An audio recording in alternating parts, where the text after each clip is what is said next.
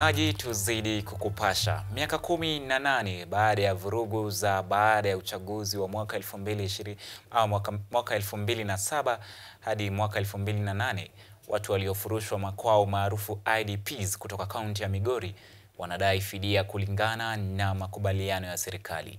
Jared Ochieng, mwenyekiti wa IDPs huko Migori, alikosoa ucheleweshaji wa malipo licha ya fedha kutolewa. Mary Binsari, aliyepoteza mtoto wake na kupitia mateso, aliomba serikali kutimiza ahadi yake licha ya shilingi bilioni 17.5 kutumika.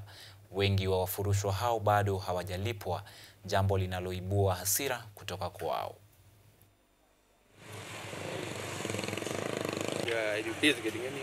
Mwezi wa 10 walipata 10,000 na watu kama sisi hatukupata. Baadhi ya watu wengi sana hawakupata hizo pesa.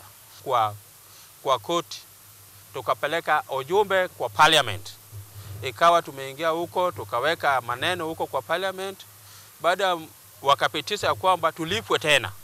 Kwa hivyo tulikaa tumepoteza, tunangojea wakati ili sisi pia tulipwe hiyo fidia yetu. Kwa hivyo sasa pesa imeshatoka muda mrefu sana, wamekubali kutupatia hiyo fidia. Tunaomba serikali waharakishe haraka ili watu